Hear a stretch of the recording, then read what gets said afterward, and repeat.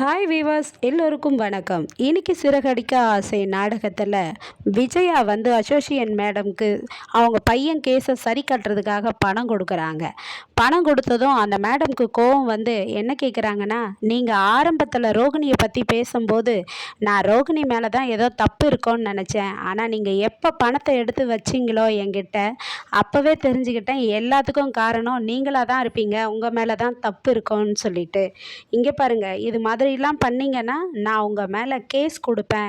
நீங்கள் பணம் கொடுத்தத நான் ரெக்கார்ட் பண்ணிட்டேன், ஒழுங்காக இருந்துக்கோங்க அப்படின்னு சொல்லிட்டு கோவமாக போயிடுறாங்க. உடனே ஸ்ருதி திட்டுறாங்க, ஏன் அத்தை இது மாதிரி செஞ்சீங்க? நீங்கள் பணம் கொடுக்க போகிறீங்கன்னு எங்ககிட்ட ஸ்டார்டிங்லேயே சொல்லியிருந்தீங்கன்னா நாங்கள் எதனா பண்ணியிருப்போம்ல, ஏன் இப்படி பண்ணீங்க? பாருங்க, நீங்கள் பணம் கொடுத்துட்டீங்க, ஆனால் அவங்க நம்ம பக்கம் என்னென்னலாம் இப்போ பண்ண போகிறாங்கன்னு தெரில, உங்கள் மேலே என்ன பிரச்சனை வரப்போகுதுன்னு தெரியல, போங்க அப்படின்னு சொல்கிறாங்க. அப்புறம் வீட்டில் வந்து ரவி வந்து இது மாதிரி சொன்னதும் அண்ணாமலை திட்டுறாரு, ஏன் விஜயா நீ திருந்தவே மாட்டியா? எதுக்காக நீ அவங்களுக்கு போயிட்டு பணம் கொடுத்த அப்படின்ட்டு ரொம்ப திட்டுறாரு. அப்போ முத்து சொல்கிறாரு, இல்லைப்பா, மனோஜோட அட்வொகேட்டு தான் அந்த அம்மாவை பார்த்து பேசி எதனா சரி செய்யுங்க, அப்போ தான் வந்து இந்த கேஸை சுமூகமாக முடிக்க முடியும்னு சொன்னாங்கப்பா.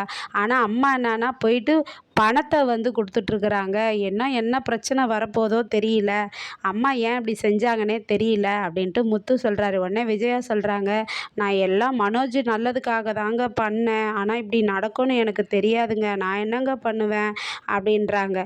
உடனே முத்து கேட்குறாரு, ஏம்மா அதுக்குன்னு நீ பணத்தை எடுத்துன்னு போய் நீட்டுவியா? நீ எப்போ பாரு இப்படி தான் பண்ணிகிட்டு இருக்கியே, ஏதாச்சும் ஒரு தப்பு பண்ணிகிட்டே இருப்பியாம்மா அப்படின்னு சொல்கிறாரு. அண்ணாமலையா, ஆமாம், இனிமேல் ரோகிணி பக்கம்தான் எதுவாக இருந்தாலும் பேசும் போல இருக்குது ஸ்ட்ராங்காக, இவ வேற இது மாதிரி செஞ்சு வச்சுருக்கா முத்து. ஆனால் அந்த அம்மாவுக்கு வந்து ரோகிணி என்னென்ன தப்பு செஞ்சான்ட்டு யாராவது ஒருத்தர் கொஞ்சம் கொஞ்சமாக அவங்களுக்கு புரிய வைக்கணும். புரிய வச்சாதான் சீக்கிரமாக டைவர்ஸ் கிடைக்கும் முத்து, இந்த பிரச்சனையை நீ பார்த்துக்கப்பா அப்படின்னு அண்ணாமலை சொல்கிறாரு. சரிப்பான்னு சொல்லிட்டு முத்துவும் மீனாவும் பேசிக்கிறாங்க, என்னங்க பண்ணுறது அப்படின்ட்டு. உடனே மீனா சொல்கிறாங்க, ஏங்க மாமா சொன்ன மாதிரி நம்ம அந்த அம்மாவை போய் பேசினாதாங்க சரி வரும், ரோகிணி பண்ண தப்பெல்லாம் வந்து நம்ம அந்த அம்மாகிட்ட சொல்லணும், அதுக்கு என்ன பண்ணணும்னா உங்கள் அண்ணனை தாங்க கூட்டிகிட்டு போய் பேச வைக்கணுன்றாங்க. அவன் வரமாட்டான் மீனா அப்படின்றாங்க. ஏங்க அவங்க அண்ணனை கூட்டின்னு போய் அவங்கக்கிட்ட பேசினாதான் அவர் எப்படி ஏமாந்தார், எப்படிலாம் பிரச்சனையை சந்திச்சாருன்றது உங்கள் அண்ணன் சொன்னாதாங்க நம்புவாங்க அப்படின்னு சொல்லிட்டு சொல்கிறாங்க முத்துக்கிட்ட. சரி மீனா, நம்ம அப்போனா மனோஜை கூட்டிகிட்டு போகலாம் அந்த அசோசியேட் மேடம் கிட்ட பேசுகிறதுக்காக அப்படின்றாரு முத்து. உடனே மனோஜை பார்க்கறதுக்காக ஆஃபீஸ் போகிறாங்க ஷோரூமுக்கு போனால், என்னடா எதனா பொருள் வாங்க வந்தியா, உனக்கெல்லாம் டிஸ்கவுண்ட் கிடையாது, எல்லாம் ஒரே விலை தான்ன்றாரு. நாங்கள் பொருள் வாங்க வரல, உன் வாழ்க்கைக்காக தான்டா வந்தோம், நம்ம போயிட்டு அந்த அசோசியேட் மேடம் கிட்ட பேசலாம் அப்படின்றாரு. என்னது, நான் வரமாட்டேன்டா, நான்லாம் படித்தவன், நான் வந்து அவங்கள பார்த்து பேசணுமா அப்படின்றாரு மனோஜ். மீனாவும் எடுத்து சொல்கிறாங்க, இங்கே பாருங்கள், உங்கள் வாழ்க்கைக்காக நீங்கள் தான் பேசணும், ரோகிணி செஞ்ச தப்பையெல்லாம் நீங்கள் சொல்லுங்கள், அவங்க வந்து ரோகிணிக்கு ரொம்ப சப்போர்ட் பண்ணுறாங்க, நீங்கள் சொன்னாதாங்க உங்களுக்கு சீக்கிரமாக டைவர்ஸ் கிடைக்கும் அப்படின்றாங்க.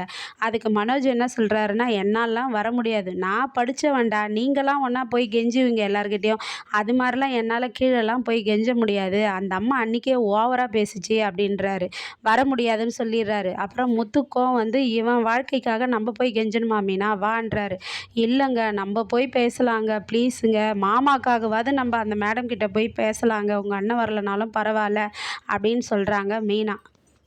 உடனே அந்த மேடமை பார்த்து பேசலான்ட்டு முத்துவும் மீனாவும் போய்கிட்டு இருக்காங்கங்க. அப்போ வந்து அந்த மேடம் இன்னொரு கேஸை டீல் பண்ணிகிட்ருக்காங்க. ஒரு லேடி வந்து சொல்கிறாங்க, எங்கள் மாமியார் இப்படிலாம் கொடுமை பண்ணுறாங்க அப்படின்ட்டு. உடனே அவங்க வந்து கேஸ் கொடுத்து பேசுனதுனால அந்த லேடியோடைய மாமனார் வராரு.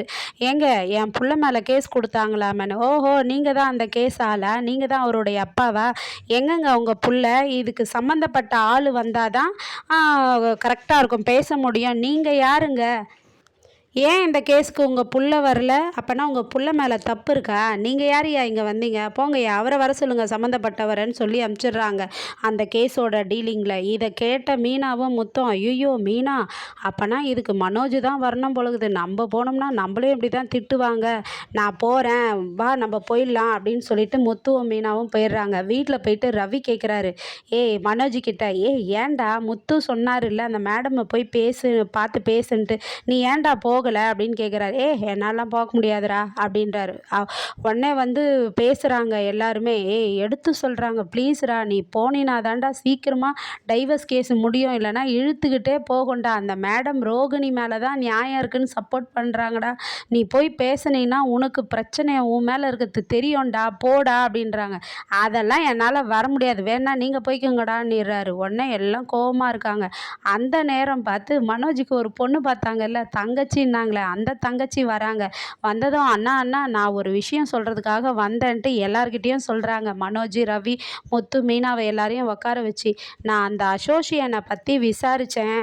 அவங்களுடைய ஸ்டெயிலே என்னன்னா, ஃபஸ்ட்டு நமக்கு டைவர்ஸ் நோட்டீஸு, நம்ம டைவர்ஸ் அப்ளை பண்ணியிருந்தோம்னா நமக்கு வந்து இவங்க அசோசியன்லேருந்து ஒரு லெட்டர் அனுப்புவாங்களாம். அந்த லெட்டருக்கு நம்ம இது ரெஸ்பான்ஸ் பண்ணலன்னா மொத்த எல்லா டிவி சேனலுக்கும் பப்ளிசிட்டி பண்ணுவாங்களாம். பப்ளிசிட்டி பண்ணி அவங்க சங்கம் யூனிட் ஃபுல்லாக வந்து நம்ம வீட்டு வாசலில் உட்காந்து பிரச்சனை பண்ணுவாங்களாம். அதுக்கப்புறமா வந்து இது டிவியில் நியூஸில் எல்லாம் வர ஆரம்பிக்குமா, பரவ ஆரம்பிக்கும்.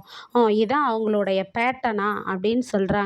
அப்போ ரவி சொல்கிறாரு, ஐயோ அப்போ நம்ம வீட்டு விஷயம் தெருவில் வந்து டிவி முழுக்க உலகம் முழுக்க தெரிஞ்சதுன்னா அப்போ மனோஜ் ஷோரூம் எல்லாம் சாத்திடுவாங்களே அப்படின்றாரு ரவி. உடனே மனோஜுக்கு ஐயோ அப்படின்னு வருது. மனோஜ் ப்ளீஸ் பாடுறா, இதெல்லாம் கேட்டுக்கடான்றாங்க. மனோஜ் யோசிக்கிறாருங்க. நாளைக்கு அந்த மேடமை போய் பார்த்து பேசுவாரா, என்ன பண்ணுறாருன்றத நாளைக்கு சந்திப்போம். நன்றி, பாய் பாய்.